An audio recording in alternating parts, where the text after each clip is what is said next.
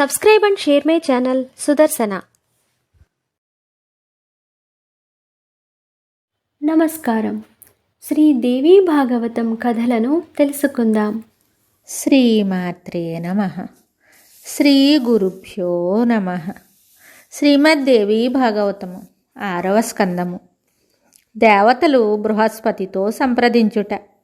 బృహస్పతి అంగీకారమును అనుసరించి కార్యము సంపన్నము చేయుట. వ్యాసుడు చెప్తున్నాడు, రాజా, శచీదేవి బృహస్పతిని శరణుజొచ్చెనని నహుషుడు వినెను. అప్పుడతడు వారి మీద కోపించెను. నేను తప్పక బృహస్పతిని వధించెదను, ఇది నిశ్చితము.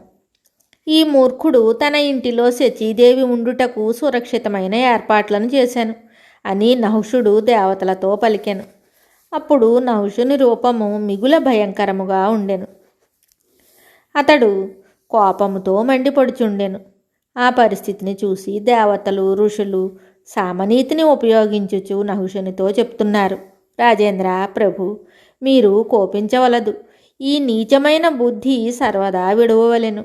ఇతర స్త్రీని ప్రేమించుట నిందనీయమని ధర్మశాస్త్రములు చెప్పుచున్నవి. శచీదేవి పరమ పతివ్రత. ఆమె ఆచరణ మిగుల పవిత్రమైనది. రాజా, ఇప్పుడు మీకు త్రిలోకాధిపత్యము సులభమై ఉన్నది. మీరు మిగుల ధార్మికులు. మీ వంటి రాజు ధర్మము నుండి విచలితుడైనచో ప్రజలు నిశ్చితముగా నష్టభ్రష్టులగుదురు. రాజు అన్ని విధముల సదాచారమును పాటించవలెను. రాజేంద్ర, భార్యాభర్తలిరువురి యందు సమాన ప్రేమ ఉన్నచో వారు మిగుల సుఖించెదరు. కనుక దేవేంద్ర, మీ మనస్సులో ఇతర స్త్రీని పొందు కోరిక కలిగినది. దానిని విడనాడుము. ఉత్తమమైన ఆచరణను పాటింపుము. ఇప్పుడు మీరు ఒక గొప్ప పదవి యందు ప్రతిష్ఠింపబడి ఉన్నారు. రాజా, పాపకర్మలు చేయుట వలన సంపదలు క్షీణించును, పుణ్యకర్మల వలన అవి వృద్ధి అగును. కనుక మీరు నీచకర్మను వదిలిపెట్టి సాత్విక బుద్ధిని ఆశ్రయింపుము. నహుషుడు చెప్తున్నాడు, దేవతలారా, శచి నా దగ్గరకు రావలెను. దానివలన మీకు మేలు జరుగును, ఆమె కూడా మిగుల సుఖించును. అట్లు కానిచో నా శాంతికి ఉపశమనము జరగదు.